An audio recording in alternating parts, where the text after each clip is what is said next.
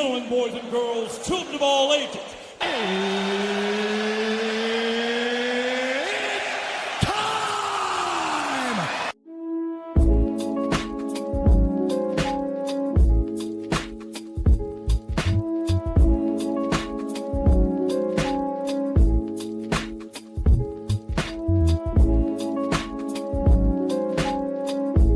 Hello there, everyone. Welcome back to another edition of the My Two Cents podcast, presented by and hosted by G2.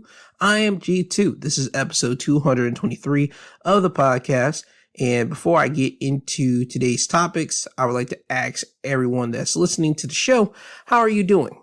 I hope everyone had a lovely week. I hope you were able to take care of some business that you weren't able to take care of last week. But if you didn't, have no fear, you have another week to do so. Do not stress, do not fret over things that you do not control.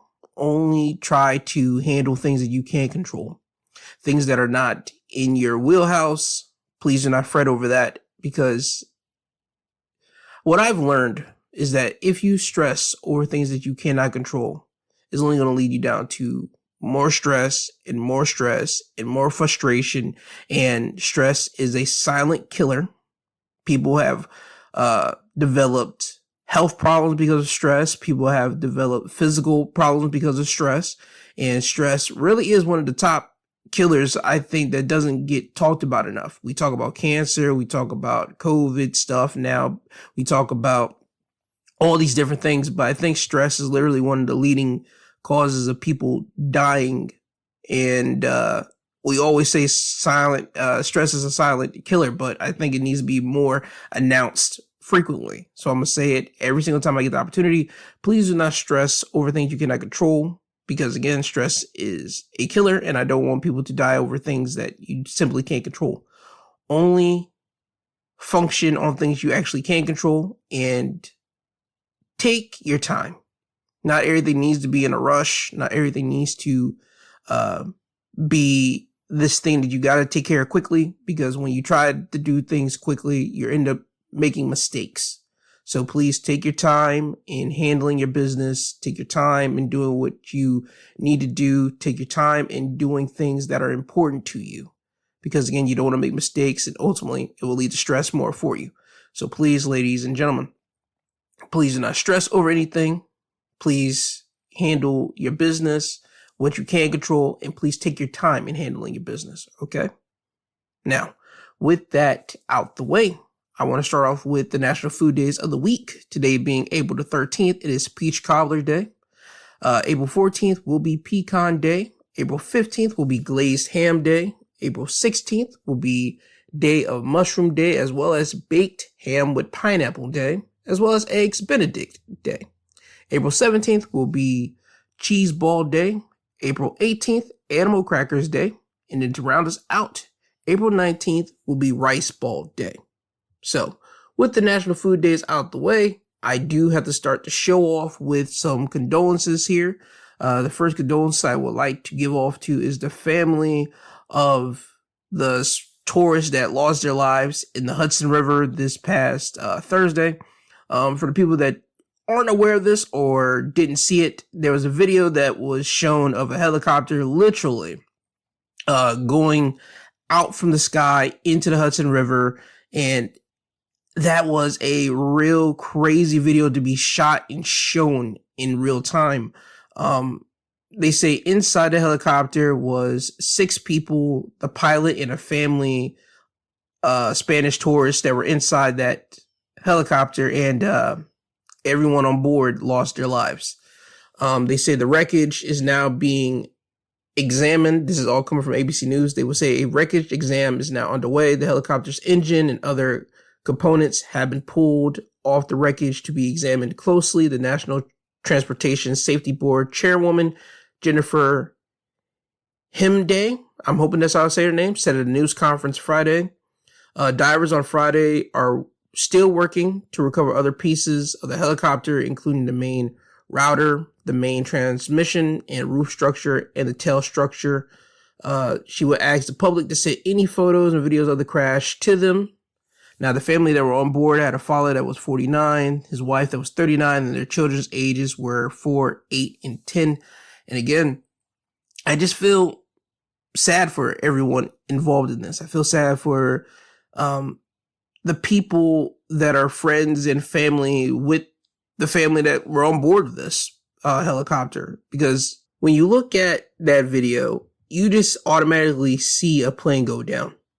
But you got to imagine before that video was shot, you got to imagine the family being up in the air. They were just there being tourists, as people do in New York. People like to go on helicopter tours, and people like to just fly over the Hudson River, fly around in New York just to basically get an air shot view of New York, all this type of stuff. I'll say rich people activity, because that's not a common person, touristy type thing to do in New York. I'm just going to be honest with you. But again, not to kind of sour that or anything, but you got to imagine they were just on there, just probably doing a activity that they probably planned out, and they probably did it for their children to see New York. And this was probably, as parents, something that you wanted your kids to see, something that you wanted them to have the memories of, so they can say, hey, we did that with our parents as they're growing up. And a simple activity, a simple ride in the air that I guarantee you there has been hundreds of helicopter tours that's happened. I'm not going to say daily, but I'll say probably weekly with tourists in New York. This one turned deadly, and it's just a shame, man. I hope that they do come up with the cause for this. I hope that throughout this investigation that's now underway, they at least find out what was the problem, what happened. And when they do, I'll bring it back to this airwaves, and I'll announce it. I also would like to say prayers, condolences to the family of the pilot that was piloting this helicopter. The pilot was a 36-year-old former military man. He got 788 hours of total flight time, so he knew how to fly. I just don't know what happened. I just don't want the blowback to land on the pilot, and the family will have to deal with, again, people online and people being crude and nasty to the family of this pilot. You know what I mean? Because once helicopters go down, we automatically assume things. People will ask, okay, well, how was the plane? How was the equipment? Was it shaky? Was it all that? And then we automatically, I know at least a good portion of people do think, okay, what about the pilot? Shouldn't the pilot have felt something going awry? Couldn't the pilot have turned it around? Couldn't the pilot have made an emergency stop somewhere? Anything like that? And again, I'm not a person that works in that business. I'm not a person that works in the aircraft business, like building aircrafts, working aircrafts. I have no idea at all.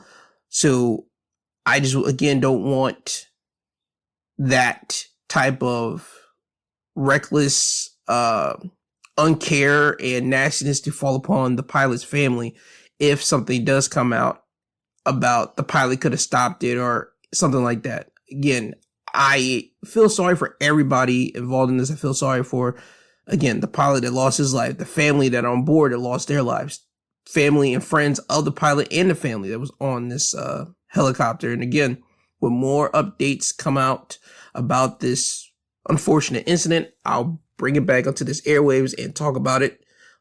That's not the only aircraft that went down this week as well. Subsequently, another aircraft went down the next day. In Florida, there was a small plane that crashed in Boca Raton, and 3 people on that small plane did happen to pass away. One person on the ground did have some injuries upon them as well. This will come from NBC News. They say the plane's pilot reported rudder issues shortly before the crash. A source with knowledge of the situation told NBC News. The aircraft left Boca Raton Airport when it went down around 10:20 a.m. It was headed to Tallahassee International Airport. The plane seemed to circle in the air before turning back around to the airport in Boca Raton. NBC South Florida reported witnesses who worked in the area reported seeing the aircraft flying low and then felt the building shake. The plane burst into flames after it crashed. According to the news station, it's believed the person injured drove into a fireball and crashed into a tree. Again, we have another condolence here. This is just sad. And again, I'm not a person that works in that industry. I'm not a person that knows how to fly any of these type of planes, but it's just a sad state of affair when we get two back-to-back incidences of planes or just something that's supposed to be in the air just happens to crash. And again, I do want to give my condolences to the families of people that were upon this small plane. And I'm just going to put this out there. Before you get on any flight, whether it be a commercial flight, private jet, small plane, helicopter, whatever it is, please say a prayer. Say a prayer, say a positive affirmation, something like that. Because man, oh boy, in the times that we're living in now, we have no idea whether a plane is either going to make it or it's not. I find this as a teachable moment. If you haven't seen this video, my mom sent me a video last week of a woman that was on a commercial flight and she was praying, I believe, as the plane's in the air, and she's praying out loud. And I feel this was a black woman praying because I've been to black churches, so I know exactly how black women pray. And this was that. She was praying all up in the sky, and you hear it. I feel that the people in the front row can hear her praying. And you just see the flight attendants not even messing with her. Because usually if someone's talking loud or something, they usually would try to walk up to him and like tap him on the shoulder or something.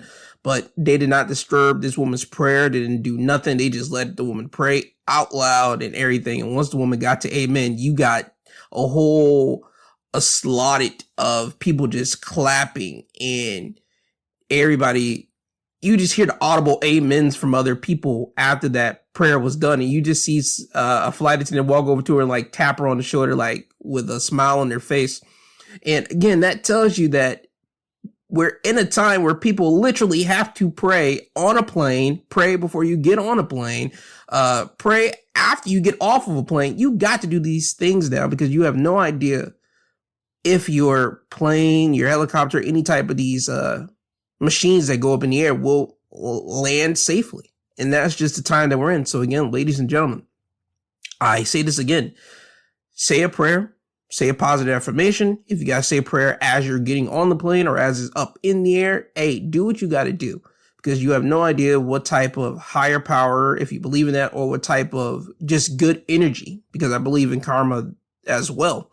But you have no idea what type of feeling that is to have that in the air, have that just out there, and your plane coming down just nicely after you saying that prayer, because you would think to yourself, okay, that prayer got us through, so hey, let me keep on doing that, and hopefully we won't see any type of disturbance in the nature of things. But again, I believe in that type of stuff. I believe that you should say a prayer. Matter of fact, you should say a prayer as soon as you get up in the morning. I mean, you can check your phone, do all that type of stuff, but I feel that one of your first activities in the day should be to say a prayer. But I'm not going to get on all that right now. But again, just me, I am sad to see two aircrafts in back-to-back days go down. I do send my condolences and my well wishes to the families and friends of everyone that did lose their lives or know of people that lost their lives this past week off of these incidences here. I want to move over to an update. I did talk about the Dominican Republic club jet set that happened to have their roof crashing in on them this week. I talked about it on my midweek episode. I have an update here, not an update on what caused the roof to actually cave in, because they're still investigating that. But as the time of me we're saying this right now, they have found that 221 people have passed away from this incident. They will say, because this is coming from NBC News, Authorities in the Dominican Republic have identified 146 of the 221 people who were killed in the nightclub when it collapsed this week. The National Attorney General's office released a list of names Thursday morning, alongside a statement saying teams of forensic doctors are still working tirelessly to perform all the autopsies and identify the remaining bodies retrieved from the rubble. So again, I still got to give my condolences and well wishes to the people in the Dominican Republic that lost their lives, and families and friends of people that lost their lives in that nightclub there. And also, I would like to give my prayers to the workers that are still trying to pull people out of the rubble from that incident, because I looked at one article this week and it's taking a mental toll on the workers that's pulling people out of that. And just me reading that briefly, it talked about hearing people scream for help under the rubble as they're constantly moving rubble, and you hear people shouting for help, screaming for help. You can't imagine that. You can't imagine hearing that as you're constantly, your job. Your job's to help people right now, trying to remove rubble, trying to look for people. And I would think if you're doing that, you're more than likely thinking to yourself, we'll probably find certain people underneath there that's living. We'll probably find a lot of people not living. But just, you don't understand the taking of what happens when you start removing the rubble and you start hearing people saying help, help. And then when you start getting close to them, you grab them out and you don't know what type of shape they're in. They could be mangled. They could just not be mangled, but more than likely they probably are. And they're screaming out help. And then you have to constantly hear that more and more as you're doing it. You're seeing dead bodies. You're seeing bodies that are mangled. You're seeing bodies that are partially living, partially not living. Again, there's a lot of things that these workers that are doing this job right now are going through. And I just want to send my well wishes to them. And I think that they need, once all this is over, they need a legit mental day, or at least a mental week. I'm not certain if the Dominican Republic has therapists down there, which I think they should. I think every country should have therapists down there. And I don't want to try to make it seem like they are like in a poor state that they don't. But I think that after this is all said and done, I think that there should be some type of mental health week for the workers that did all of that. Because again, that's going to play with their psyche for a good amount of time. And I think seeing a therapist or taking some days or a week off will do people good. So, again, that's just the update that I have right now. Again, when more updates come about, I'll bring it back to this broadcast and I will talk about it. But again, hearts, love, condolences to everyone that lost their lives this week. And hopefully with this new week coming too, we won't be in a situation where I have to come onto this airwaves and talk about some real bad traumatic incidences this week. That's what I'm hoping for. Now moving off of that, I have to get into some deportation news. This was talked about this week and it's still coming from ABC News. They would say that a judge permits Trump's administration to deport Columbia student Mahmoud Khalil. They will say a federal judge on Friday ruled that the Trump administration can't deport Columbia University graduate student Mahmoud Khalil just a month after his arrest prompted national outrage and marked the start of the federal government's border cracking down on foreign students. Khalil has until April 23rd to file for relief. In his ruling, the judge said that the court will sustain charge of removability. After the judge ruled, Khalil addressed the court saying nothing more important than due process and fundamental fairness. Neither of those principles were present today. This is exactly why the Trump administration sent me to this court 1,000 miles away from my family. I hope your urgency for this is to the thousands of people here in this facility, he added. Khalil, he helped lead student protests against the war in Gaza at the Ivy League school last year. He was detained on March 8th by federal authorities at his university-owned apartment complex in New York City. He has since been in custody at Louisiana Immigration Detention Center. The Trump administration has maintained publicly that it has the authority to deport Khalil, a 30-year-old green card holder, because he led activities aligned to Hamas, a designated terrorist organization. Listen, I'm going to stop right there because I remember looking at this case happening. I remember when homeboy got arrested and I don't think this is going to do much. I didn't think that he would actually be deported, because you got to remember, this happened in March and we just started now seeing people that are in university, people that are grad students, or people that are, if you're international, right? You're in the university, you're in college, you're on a green card, or you're in some type of system that allows you a work visa, if you will, to be over here, get your education, all that. They weren't really targeting those people when the Trump administration, this second term, started going around. I'm just going to be blunt, frank with it. They weren't really targeting them. I feel they started to happen once we started to see things. I think after Trump started to, or at least the Trump administration, and again, this is all my opinions. This is why this show is called My 2 Cents Opinion, or My 2 Cents Podcast, if you will. If you know what My 2 Cents mean, that just means someone just throwing in their opinions. Again, I got to say all this type of stuff. And I also have to throw this in there too. Disclaimer, what I'm going to say has no allegiance to any political party. I'm not a Republican, not a Democrat. I am none of those parties. I don't align with any of those parties. I'm just G2. I'm a man with my own thoughts. So please do not think I'm under anybody's agenda for what I'm about to say here.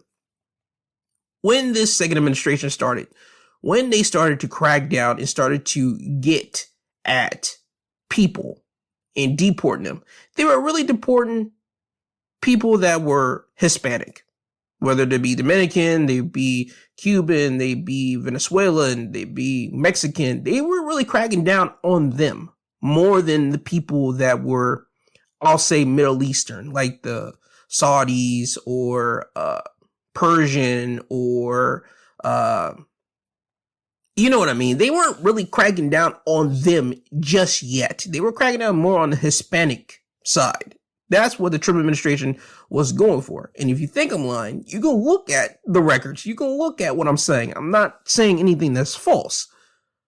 But it seems that now they're cracking down on the people that come from the Middle East now. Because if you're able to get homeboy here, who the only thing that he did was to just have a protest because he didn't like what was going down in Gaza, and he didn't like basically Israel's side, and he was more for Gaza's side. I don't see how that's a thing. Now, if he was leading a charge to say, hey, go and attack Israel people that are Jewish, people like that, then I could say, okay, that's a problem. Yeah, homeboy needs to be moved out of the country, or we need to grab him up. But if he's not doing that, and he just has a protest, and he's just protesting, and he has followers of protesting, dog, that's not against any crime in the United States. America, we are built on, if we don't like something, we protest, we could talk about it, we quote unquote complain about it, if people want to say that, and hopefully we try to just, with our dislike of something, we try to come together, we try to fight the institution verbally, not actually physically, and hopefully the institution will hear the complaint and they try to at least bend somewhat of the knee to the people, and they try to fix some stuff that's going down that the people don't like. That's what America's basically about, truly. But it seems that now you can't really do that on certain issues, because if you do, you're going to be kicked out. That's what it seems that is happening right now. And I stated this Wednesday, and I'll state it here again. Unless you are doing a January 6th, where you're literally trying to cause harm to the government physically, because that was not just a protest of them walking down the street and just shouting things. Oh, no. January 6, 2021, we all saw what happened. It was on everybody's television screen. You couldn't get away from it. You saw what all the Trumpers, if you will, went up to the government and really tried to take it over. That was an insane day that we all saw. I'm pretty sure the whole world saw that happen. And that, I feel, holds more weight as a terrorist situation because you tried to really overthrow the government by force, physical force, instead of words, instead of a legit protest type deal. This right here, what Homeboy was doing, he just did a protest and he had just a flock of people. Again, if he was telling them, hey, we're going to go here and we're going to take this back and we're going to do this and that physically, then I could say, okay, get him out. But he didn't do none of that. Because if he did, best believe they would have put that in all these type of news articles. They would have put that right front and center. But he didn't. So for you guys just to say that you guys can now deport him out of this country because of this, because he didn't side with the side of Israel in this war, I don't like it. I will never like it. I don't think nobody should like this. I hope that doesn't happen. I hope the Homeboy gets to stay in the States and continue to protest about this war that's going down in Gaza, but time will tell. But as of right now, the judge is saying that he can actually be kicked out. And again, Khalil has until April the 23rd to file for relief, but we'll see what happens. And again, when more information comes out, I'll bring it back. On to the next thing that I do want to discuss. USA Today would write about how Donald Trump has authorized the U.S. military to take control of the land on the southern border. President Donald Trump is authorizing the United States military to take jurisdiction over federal lands along the southern border to help enforce his immigration agenda. Trump issued a memorandum to the secretaries of the Defense, Interior, Agriculture, and Homeland Security late Friday titled Military Mission for Sealing the Southern Border of the United States and Repealing Invasions. The order directs the secretaries to facilitate the transfer of jurisdiction over federal land along the border so military activity along the border can occur on a military installation under the jurisdiction of the Department of Defense. The lands will be designated as national defense areas. The order names the Roosevelt Reservation a strip of land along the U.S. border with Mexico and California, Arizona, and New Mexico as one of the federal lands slated for military control. The Roosevelt Reservation is an easement roughly 60 feet wide, or the distance from home plate to the pitcher's mound, said Adam Isaacson, the director of defense oversight for the Washington Office on Latin America think tank in Washington, D.C. The consequences DOD taking control of federal land at the border aren't immediately clear, he said, but it could result in more severe charges for migrants who cross the border unlawfully. So, again, as I stated in my last topic that I was talking about, Trump is really just trying to get the Hispanic people out of here that are quote unquote illegal or migrants. Again, this is all a part of his second term. This is all a part of his second run. We have seen it since he stepped into office the second time, with ICE really being on the butts of the Hispanic community. And again, I want to say to the people that are in the Hispanic community, please, for the love of God, I'm not going to say run if you see them, because they would try to do everything they can to probably hurt you guys. As a black man, I don't condone you trying to run from them, especially with the type of power that they have now. They'll just try to say that you were doing something once they catch you, and they will try to tack on more charges, if anything. So I would just suggest try to just stay clear. If you have a job, just go to your job, do what you got to do, try to go home, and try to time out when you can go to the grocery stores. Because again, I'm not certain of how ICE or all these agencies work, or when they have a time period to try to grab people up. Again, I don't want people to be nabbed up just on false pretenses or things of that magnitude onto them. So again, I would say to anyone that is being targeted, because you know your culture, you know if you're being targeted by someone, or your culture is being targeted by someone. And in this case, you know that this American government right now, the figurehead of it, is targeting a specific demographic right now. So I would just say, just try to do the best that you can. And if you see ICE running up on you, please do not try to run, because they will do certain things, or they will do some unlawful things to you. And I don't want that to happen to anyone. And I don't think, especially with some of these judges now, they will turn back on Trump. They will just more than likely side with Trump and say what they did was lawful, you were trying to run, or blah, blah, blah. You got some judges that will actually not stand by and watch Trump do what they do, but I'll say that's about a good better chance 8-2.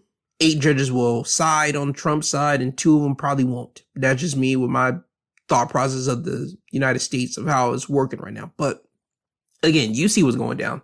He's really trying to hammer down the effect of saying, yo, you guys cannot come into the United States as a migrant, as illegally. You got to do it his way, and his way might be some other type of way. Again, I don't know all this type of stuff because I'm here.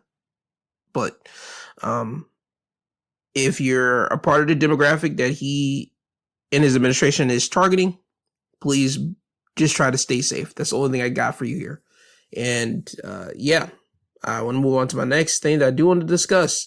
The United States and Russia. We did make a trade, though. We did make a trade. ABC News would talk about it. They would report that ballerina dancer Sina Karlina did arrive in the United States after being released by Russia in a prisoner exchange. U.S.-Russian dual citizen Sina Karlina landed in the United States Thursday evening after being released from a Russian prison in an overnight prisoner exchange. She would write, Mr. Trump, I'm so grateful for you to bring me home and for American government. And I've never felt more blessed to be American. I'm so happy. I'm so happy to be home. Okay. Karlina is a 33-year-old ballerina dancer. She was serving a 12-year prison sentence in penal colony, having been convicted of treason. In August 2024, she was accused of organizing fundraisers for Ukraine's military, attending pro-Ukraine rallies, and posting social media messages against Russia's war in Ukraine.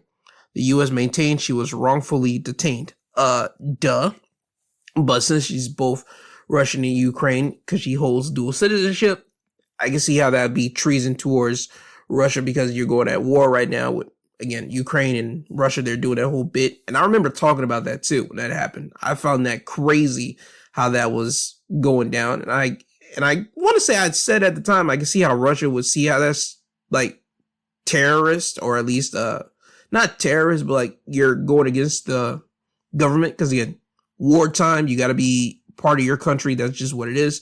But when you're over here in the States, because she was over here in the States, you can't kind of like arrest someone. You can't criticize someone because they're over here in the States. Again, the States, you get used to, again, if you don't like something, you get to talk about it. You get to not try to say complain, but you get to voice your opinions about some things. So I think that's what happened with her. And again, I talked about this, I want to say last year when this thing happened. I remember she did say that she only donated to Ukraine's charity of $50. And again, Russian government, they weren't having that. Again, they would call that treason. Okay. So that's the reason why she was held in prison for 12 years in Russia, because I believe at the time she had to go back to Russia because I think like her parents were sickly, and I think she wanted to visit them. And when she got there, that's when she actually got arrested, because somehow the Russian government was able to grab her and know that was her. Anyway, the person that we did end up making an exchange for is a German-Russian citizen, Arthur Petrov. He was accused of smuggling U.S. technology to assist the Russian military. He was detained in Cyprus in 2023 at the request of the United States and later extradited. A Justice Department notice of his arrest said Arthur was accused of involvement in a scheme to procure U.S. source microelectronics subject to export controls on behalf of a Russia-based supplier. The components were intended for manufacturers supplying weaponry and other equipment to the Russian military, the notice said. So, okay, that's the reason my homeboy got arrested. Again, I don't know too much about that type of stuff. Again, that's above me.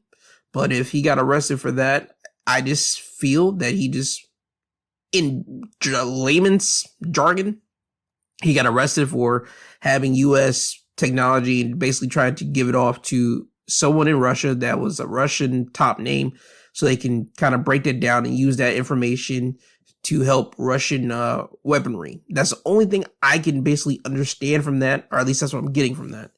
And I can see how someone can get arrested from that. I can, because America, we are like one of the biggest, we're one of the biggest people that put a lot of money and a lot of stock into our military weaponry and into all that type of stuff.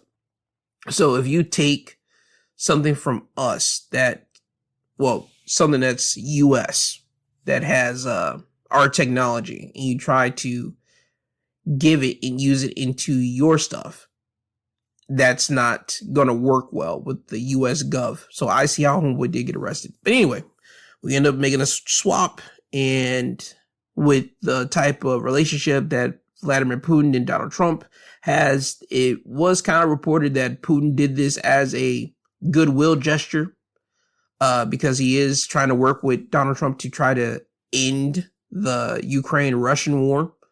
And again, cool is cool.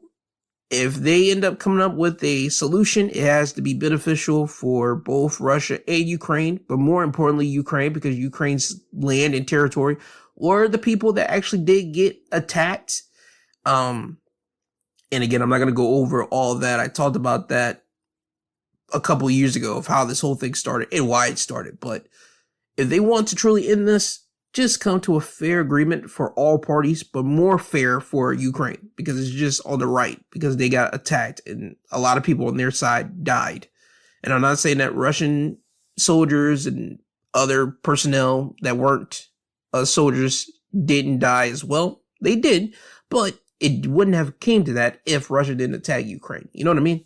But if they're trying to send out a goodwill gesture, aka an olive branch, hey, let's get to it. Let's hopefully they can actually kill this thing that they're having with Russia and Ukraine. If this is one step for it, I'm all for it. And as long as Ukraine comes out still good on their side, I think as a bystander and as an outsider, I think that's just going to be fair and right. Moving on for that, Donald Trump and his tariffs talk. Okay, he was supposed to have some tariffs go into effect this week, but it was paused. It was paused for other countries except for China. Trump and China is still doing this dance right now, or at least on Trump's side, and China ain't backing down either. I don't understand the process of that. I'm about to read you something from Reuters because they will talk about it. They say Beijing has increased its tariffs on the U.S. imports to 125% on Friday, hitting back at President Donald Trump's decision to raise duties on China's goods and increasing the stakes in a trade war that threatens to upend global supply chains. The retaliation intensified global economic turmoil unleashed by Trump's tariffs. The U.S. stocks ended a volatile week higher, but the safe haven of gold hit a record high during the session, and a benchmark U.S. 10-year government bond yields posted their biggest weekly increase since 2001, alongside a slump in the dollar, signaling a lack of confidence in America, Inc. One U.S. survey of consumers showed inflation fears have mounted to their highest since 1981, while financial institutions have been forecasting an even greater risk of recession. So, what I just gather from that is gold hit a high while the dollar hit a little bit of a low. And we're still going through this whole tariff talk, this whole thing. Again, I don't like it. I don't like it because you're just hurting the consumers over here in America. Prices are going to go up. Things are going to go up. We all know what's going down. That's the basic understanding of this tariff talk here.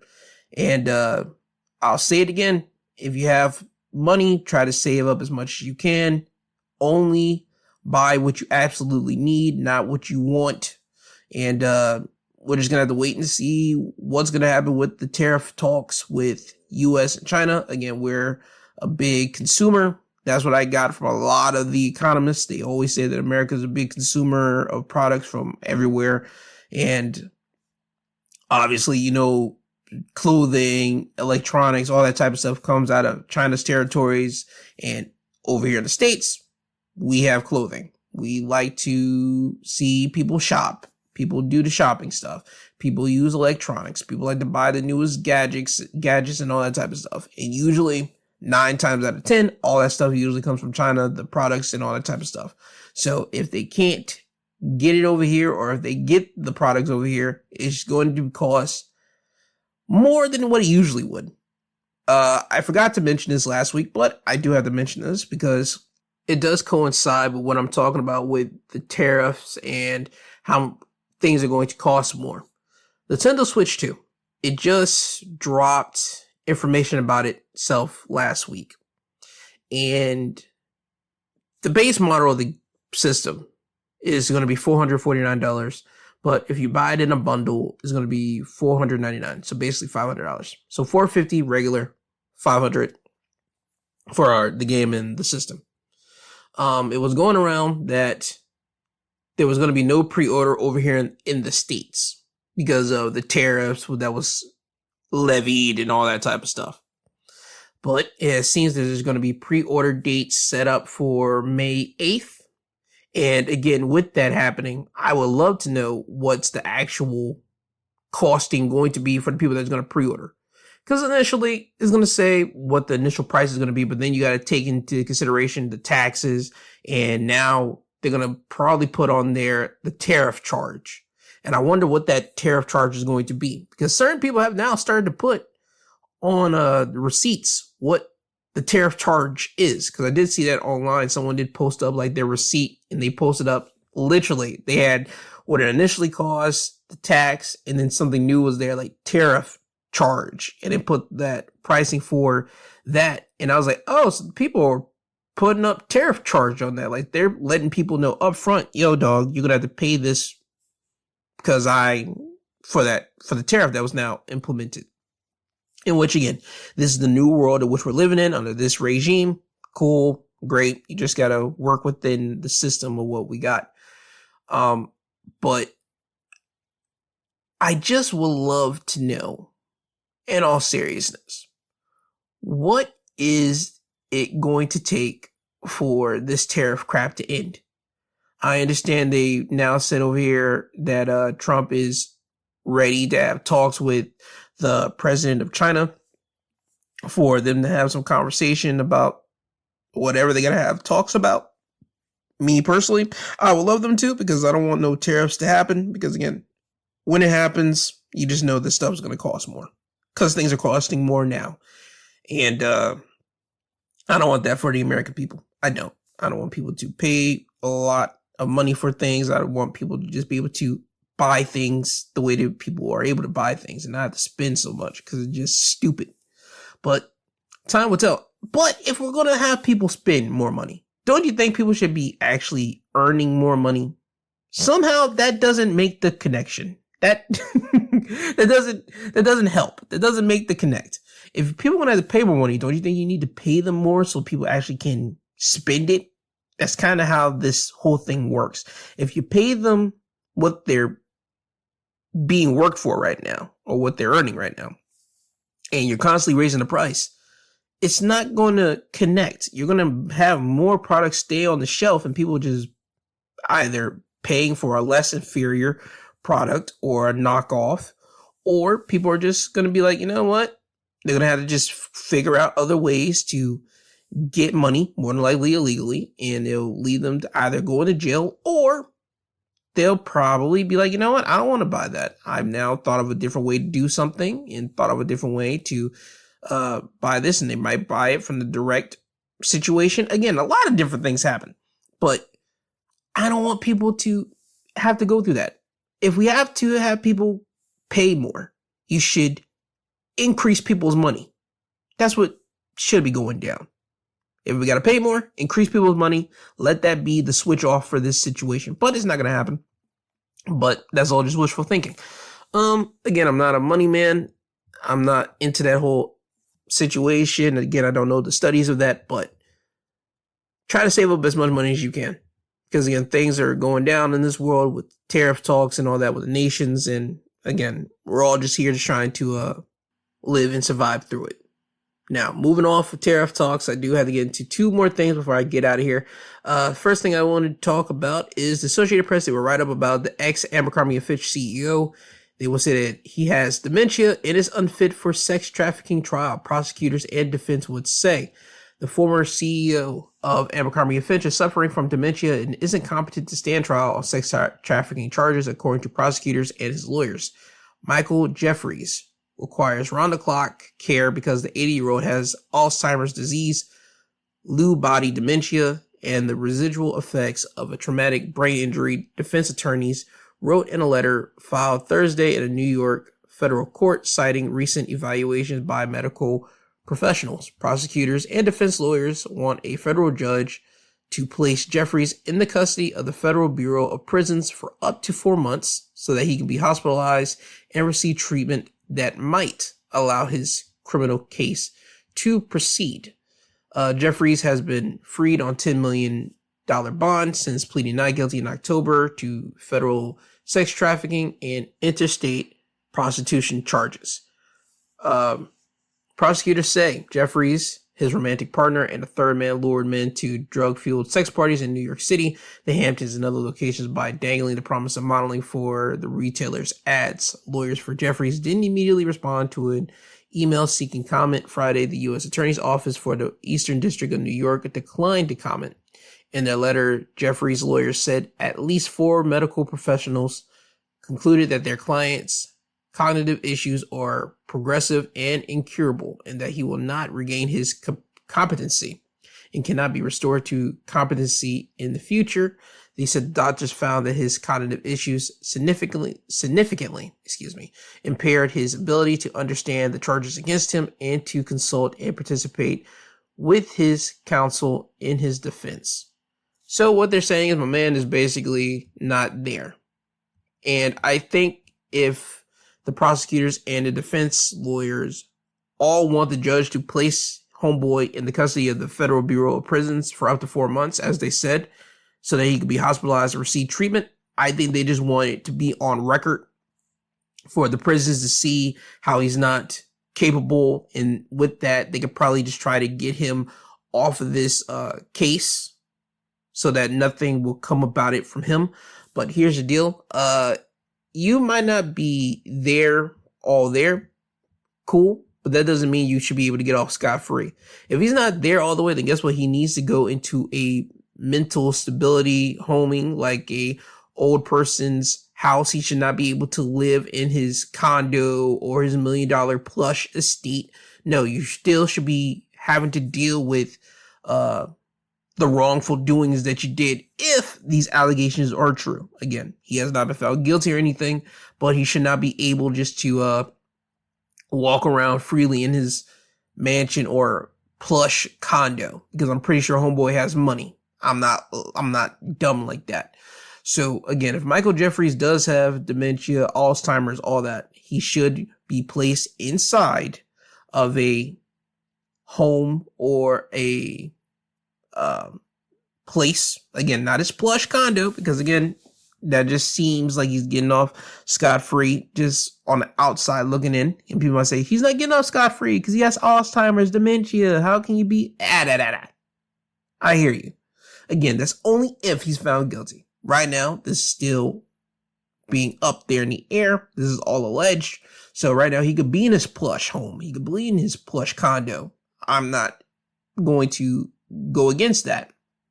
But if this thing goes to trial and he's able to stand trial and he's found guilty, then we transport him to the mental institute. You know what I mean? That's just me. That's just how I feel. So I want to get that out the way. I'm glad we are getting some updates on that, because that was one case that I was really questioning. Like, all right, there's been no updates about this at all. We get Puff updates every almost monthly, which I don't talk about because I want the freaking trial to happen. Let's get to it. There's been too many John and Jane Does popping out about what Puff did or that did to me. Nah. I hear y'all. We already got him. You guys get him. He's already in the prison or jail system. Prison is the final situation, but he's in the jail system. Let's get him to trial. Let's get that happening. Like I said, we always hear something about Puff monthly, but we haven't heard nothing about this case right here. And I was wondering what was going on, but I'm glad we did get an update now with more information. Hopefully when the actual trial happens, I'll bring it back to you guys here. Now, on to the last thing that I do want to discuss. I want to discuss Wendy Williams. She did have a court appearance this Thursday, and the judge for this court appearance did tell Wendy Williams that she might not be able to return to her career. According to TMZ, the judge in the case allegedly told Wendy Williams verbatim that her career was done. The judge's name is Lisa Sokoloff, which that is a crazy last name to have, but again, cool. Lisa also allegedly had harsh words for Wendy Williams' niece, accusing her of leaking information to the press about her aunt's case and threatening her with sanctions if she continues doing so. The judge also reportedly insulted Williams' family.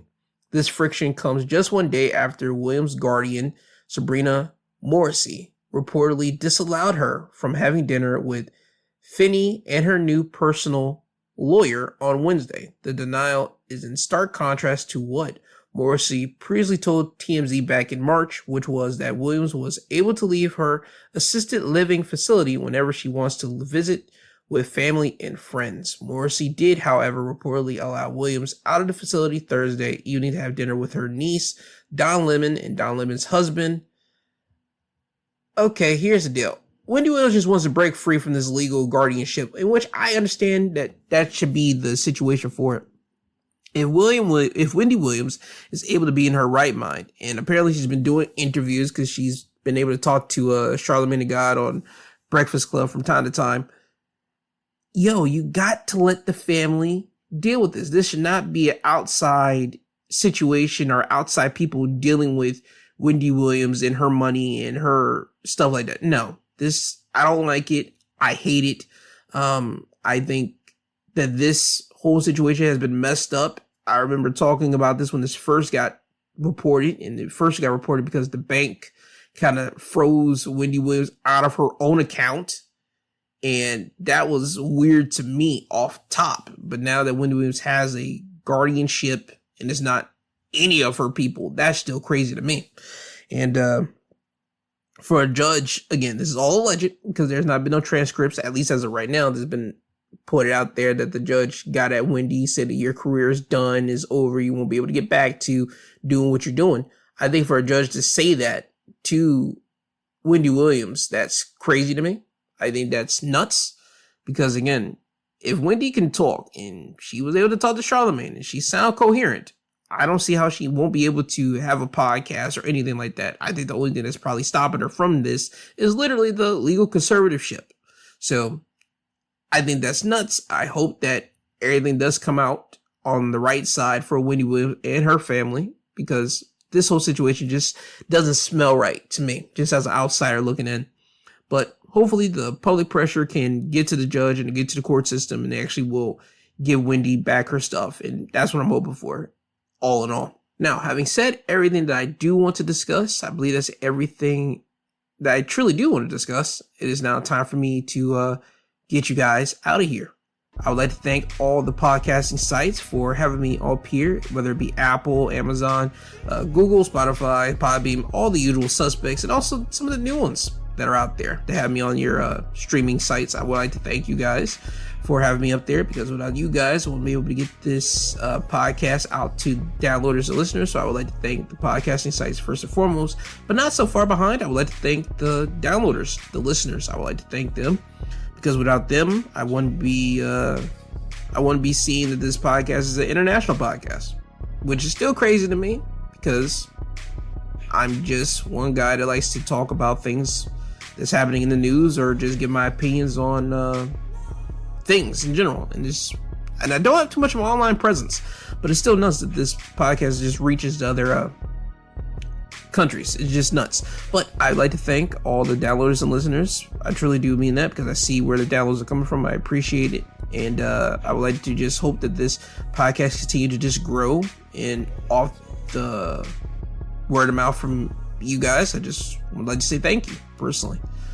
With that stated, always remember, I love you, I love you, I love you. I love you, I love you, I love you. that is not a gimmick. That is me being 100% genuine. I do appreciate and I love every single person. I love every single company and site that has me up there. And I just want to keep this podcasting going. And I just want everyone to enjoy the podcast and enjoy everything that I am putting out there. This upcoming week is going to be a lot. I'm just going to let you know right now, because Wednesday will be the usual midweek breakdown episode. Thursday will be the Let's Have a Chat episode, which will be focusing primarily on professional wrestling as per usual.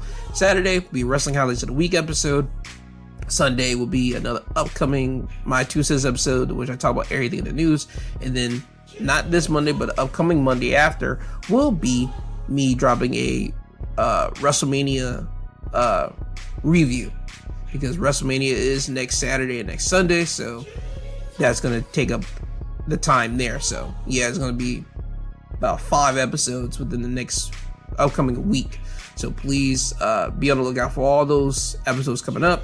And again, I just want to keep you guys up to date on what's coming up for this podcast. If anything changes, I will tweet it out or X it out, because I don't know what they like to call that system. I still call Twitter, but you get my point. I'll put something out there if I do have to change it or if something goes awry.